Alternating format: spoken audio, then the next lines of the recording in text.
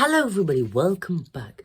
And like we talked about when talking about the three parts of Jude, or the three concepts in the Jude book from last week, we told that we were going to start the Passover topic from this week, as the Lord's Memorial Day is coming on the 4th of April on Tuesday. So this means we're going to meditate and go through what the Lord's Memorial Day is.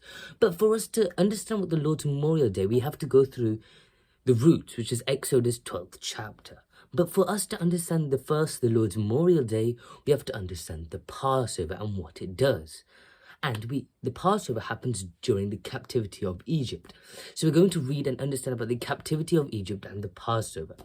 So we're going to start off with Exodus 1st chapter, 6th verse to 14th verse, to understand about what is going on first and how the Passover comes in play. So let's understand about the Passover first. So, in the 6th verse it says, Then Joseph died, and all his brothers and all that generation. But the people of Israel were fruitful and increased greatly. They multiplied and grew exceedingly strong, so that the land was filled with them. Now there arose a new king over Egypt, who did not know Joseph. And he said to his people, Behold, the people of Israel are too many and too mighty for us.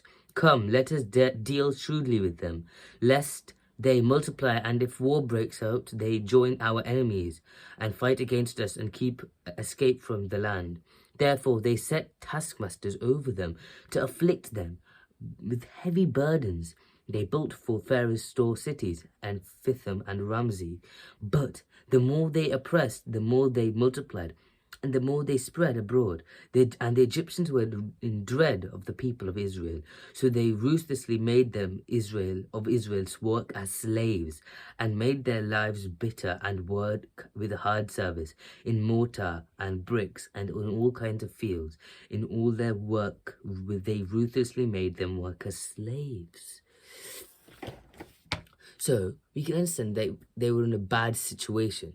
But God was kind to the Israelites, and so they grew stronger and larger. And Egypt, even in this situation. So what the Pharaoh passed the law against, that was very brutal against the Israelites, which we can read in the 22nd, which is, and then after this carries on, we can read in the 22nd verse where it gets even worse.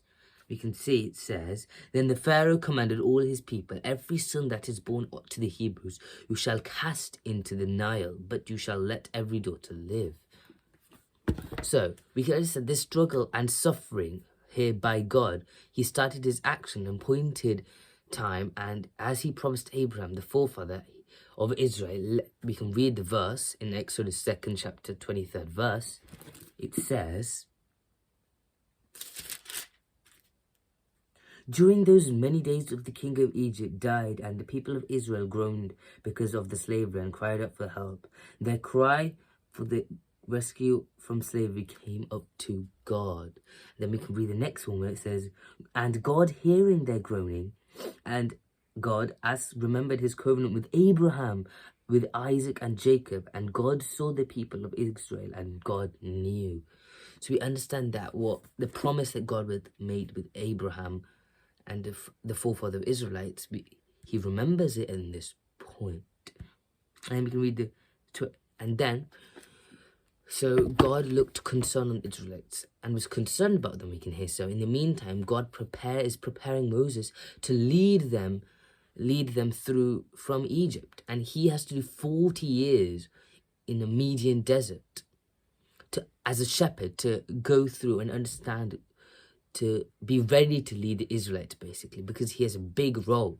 And now, since the action has to be taken for the Israelites, as so much suffering is being caused of the hard manual labor, the firstborn child of man will all have to be killed, these laws. And now God understanding about the promise that was given to Abraham, is after this, because the struggle, God had understood the suffering by the people, and he started his action as he promised to Abraham. And we can understand God is taking action through Moses. And now Moses has to be ready. So to make Moses ready, he's giving him 40 years of training. So we'll understand more about the Passover in next week's video. So see you then. Bye.